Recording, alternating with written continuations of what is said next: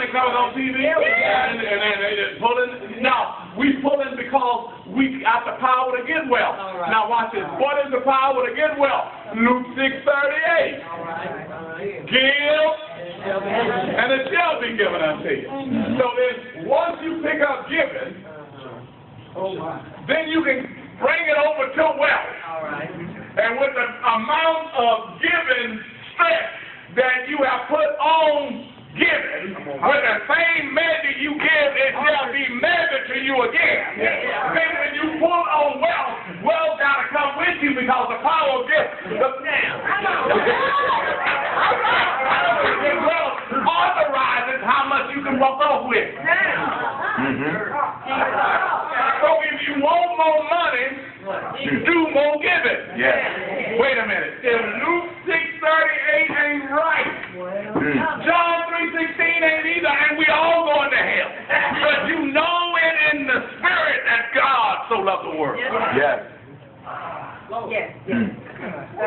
So y'all, I affected my own by using the principle of God.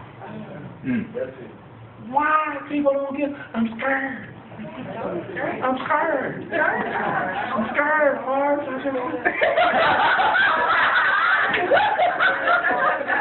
I won't give. I'm scared. Now, watch this. The stupid part of not being able to give is God takes care of you anyway. Yes, he does. But he don't multiply you anyhow. Wow. That's good. Okay. All right, now watch this. Everybody say, listen now. Listen now. Anybody in here ever been out of work? Amen. Making a whole lot less than what you made before you would. But you made it anyhow. Yes. Because he said he let it rain on the just and the unjust. But he didn't say he multiplies the just and the unjust. He gives seed to the sower, bread to the eater, and multiply your seed sown. And that fruit may abound to your what? Righteousness. And I say your righteousness. Righteousness. Everybody say, if there's a righteousness, there must be a wrongliness. There must be a wrongliness. It's wrong for you to beg God for a job and promise him you're going to tithe in the whole house. And then get out in public and ignore him like you not had intercourse with him. Oh, my God. My God. Now, intercourse is those two-pronged words that mean the discourse between two people. The sharing of ideas. See, so we relegated intercourse to animalistic sex. That's right. But one day you have intercourse with God.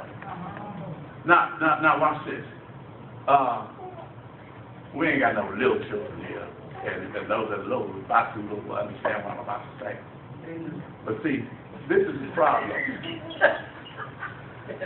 We want to have a condemned Christianity. Come on. I want to have a church orgasm, but I want to retain my seed. Oh, my.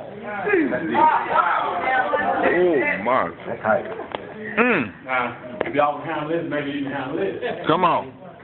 Anything God does, he puts the pattern in the body. Right. That's right. An orgasm is whereby you emit your seed. Right.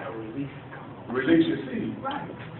And God blesses a cheerful giver. Yeah. I don't know about y'all, but every orgasm I have is pretty cheerful. That's right. All right. Yes. My God. So God set the pattern. Oh, now y'all tripping.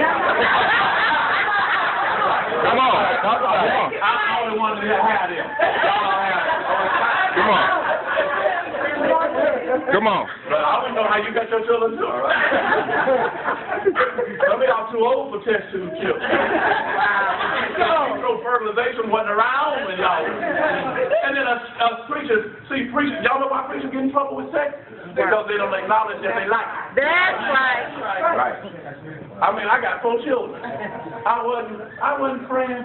I didn't just grab my wife on the ear and say, no.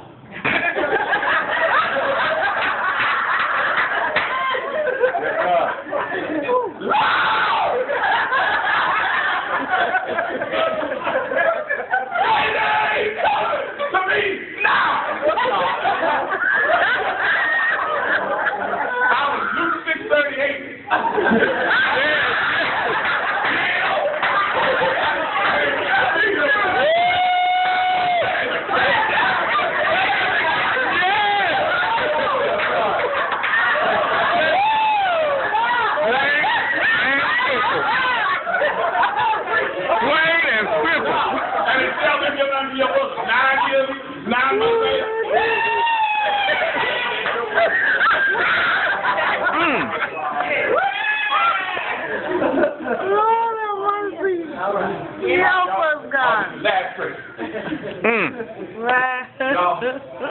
Now, what I want you to do is I want you to pray for a seed right now to sow into the pot.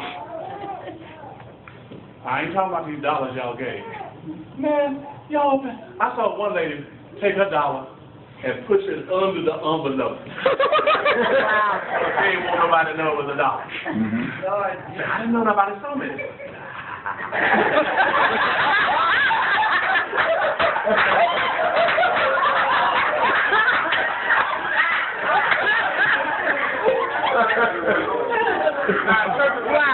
Envelope. I call it the tomb of the unknown soldier. The tomb of the unknown soldier is when you shame up your offering and you won't put your name on it. Wow. If anybody ever worked in finance? You can almost predict to about 80% that if there's an envelope without a name on it, there's one soldier buried in that tomb. He ain't got no last name. But when they put him in there, they put their name on it.